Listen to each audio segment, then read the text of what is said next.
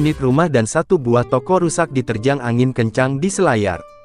Kepulauan Selayar, dimensitv-news.com. Bencana angin kencang yang melanda Kabupaten Kepulauan Selayar, Sulawesi Selatan, menyisakan duka dan kesedihan bagi warga korban bencana yang rumahnya tertimpa patahan pohon kelapa dan kemiri. Kepala Bidang Darurat dan Logistik Darlok Badan Penanggulangan Bencana Daerah BPBD Kabupaten Selayar, Muhammad Iqbal merilis, hingga hari Rabu, tanggal 13 Maret tahun 2024 malam total 8 unit rumah warga rusak akibat angin kencang. Bangunan rumah rusak tersebar masing-masing di Dusun Nangkala, Desa Lalangbata, Kecamatan Buki, Desa Bontomaranu, Kecamatan Bontomanai. Kedua bangunan rumah dimaksud, rusak tertimpa pohon kelapa dan kemiri yang terjadi pada hari, Minggu, tanggal 10 Maret tahun 2024 kemarin.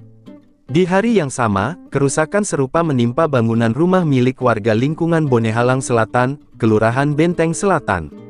Bangunan rumah berdinding tripleks tersebut, hancur tertimpa pohon kelapa. Berselang sehari kemudian, bencana angin kencang kembali mengakibatkan rusaknya bagian atap bangunan toko Mona Lisa, dan 2 unit rumah warga di sekitar toko yang berlokasi di Jalan Kiai Haji Hayung, Benteng.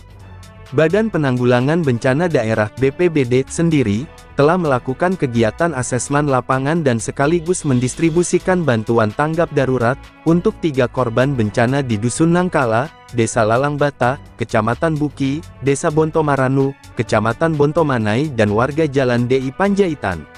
Pendistribusian bantuan logistik dilaksanakan hari, Selasa, tanggal 12 Maret tahun 2024 dengan mendasari laporan kejadian yang diterima BPBD, baik laporan per telepon maupun laporan tertulis, terang Muhammad Iqbal saat ditemui wartawan di ruang kerjanya, Rabu, tanggal 13 Maret tahun 2024 malam.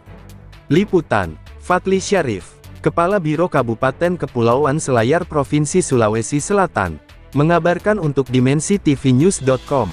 Inspirasi membangun daerah.